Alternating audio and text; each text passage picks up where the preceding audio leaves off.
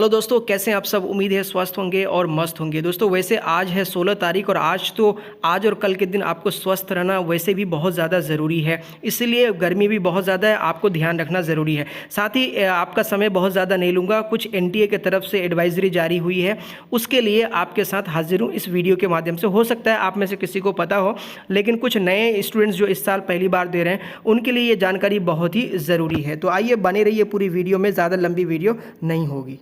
दोस्तों सबसे पहले हम लोग बात करते हैं बिल्कुल इंपॉर्टेंट पॉइंट्स जो हैं, सिर्फ उसी की बात करेंगे। जैसे लिखा है specific instructions related to question paper, यानी कल जो एग्ज़ाम होने वाला है नीट 2022 के, उसके लिए जो रिलेटेड इंस्ट्रक्शंस है, आपके इंपॉर्टेंट इंस्ट्रक्शंस है वो ये हैं। जैसे कि आपको पता है कि जो पेपर है वो आपका 3 भागों में डिवाइडेड है, फिजिक्स, केमिस्ट्री, बायो। और फिजिक्स और केमिस्ट्री और बायो में भी सेक्शन जो है वो ए और बी करके है, यानी सेक्शन ए में आपको 35 क्वेश्चन मिलेगा और सेक्शन बी में 15 क्वेश्चन मिलेगा। जल्दी से आप ये समझ लें कि 15 क्वेश्चंस में से 10 क्वेश्चंस जो हैं आपको करना है, 5 नहीं करना है, 5 ऑप्शनल है।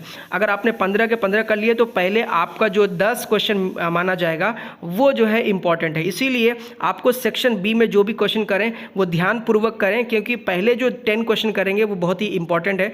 5 क्वेश्चन आपको रिलैक्सेशन मिल रहा है, यानी ऑब्जेक्टिव टाइप के है, उसको आप ऑप्शनल तौर पर छोड़ भी सकते हैं। ये तीनों में है, यानी physics, chemistry, botany and zoology में। यानी पहले सेक्शन ए का जो 35 क्वेश्चंस है उसमें आपको पूरे के पूरे क्वेश्चंस करने हैं। तो ये पूरा का पूरा जो समरी है, एक चार्ट है, उसका मतलब यही हुआ। अब आते हैं जो मोस्ट इंपॉर्टेंट सेक्शन है, और वो सेक्शन है जिस पे आपको ध्यान देना है। जैसे फॉर एग्जांपल मैं जैसे टिक लगा के रखा है कि फॉर सेक्शन बी एमसीक्यूज जो होंगे, candidates need to attempt any 10 questions out of 15 questions given in the event of candidate having attempted more than 10 questions, only the first 10 attempted questions will be considered for the evaluation.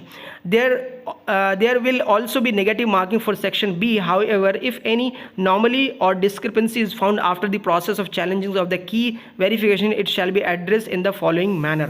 तो आप ध्यान दीजिए कि आप अगर section B में जो question कर रहे हैं, 15 क्वेश्चन जिसमें दिया हुआ है, और आपके 15 के 15 कर दे रहे हैं, तो सिर्फ 10 क्वेश्चन आपके शुरू के जो है वो वैलिड होंगे, बाकी छोड़ दिया जाएगा। इसीलिए आप बहुत ध्यानपूर्वक करिए और हो सके तो उसको सही करने की कोशिश कीजिए। आइए सबसे पहले पॉइंट ये, आपको पता है कि हर क्वेश्चन का 4 मार्क्स मिलता है। अगर आप एक गलत करेंगे तो एक नेगेटिव मार्क्स मिलेगा। अनआंसर्ड या मार्क्ड फॉर रिव्यू जो है उसके लिए कोई 0 मार्क्स है, यानी कोई मार्क्स नहीं। If more than 1 question is found to be correct then 4 marks will be awarded to only those who have marked any of the correct option. यानी कोई भी आंसर में आपका एक से अधिक आंसर सही है और आपने किसी एक को भी टिक लगा लिया है तो आपको जो है वो 4 मार्क्स मिल जाएंगे।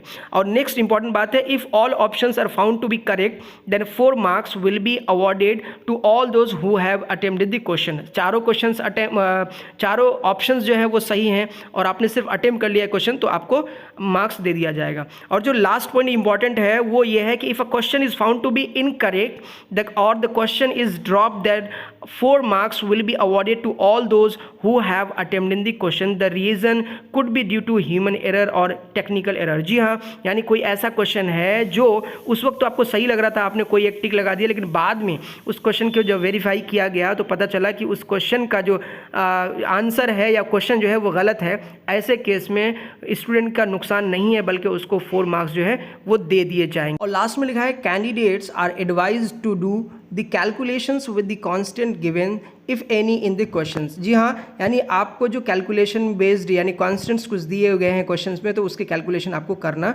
अनिवार्य है। तो दोस्तों ये इंपॉर्टेंट जो आपके लिए बुलेट्स थे वो मैंने आपको बता दिए। वैसे ज़्यादा लंबा मैं नहीं बताऊंगा क्योंकि और भी बहुत सारी एडवाइजरीज हैं इसमें जो आप पहले से जान रहे हैं। तो ये कुछ इंपॉर्टेंट बेसिक बातें थी जो आपको ध्यान रखना बहुत ज़रूरी है। उम्मीद है कि आपका जो एग्ज़ाम है वो बहुत ही अच्छा जाएगा। जितनी भी प्रिपरेशन हो गई है अब आप स्ट्रेस फ्री रहें, उस पर कोई टेंशन ना लें, जैसा भी होगा बस उसको फेस करना है। एग्ज़ाम के बाद मिलते हैं आप लोगों से और कमेंट करके बताइएगा कि आपका स्कोर कितना रहने वाला है। फिर हम लोग एक्सपेक्टेड कट ऑफ की बात करेंगे और ढेर सारी बात करेंगे अलग अलग वीडियोज़ के माध्यम से। तो wish you all the very best, do very well, come out with some flying colours. Thank you so much for watching, see you soon in the next video. जय हिंद।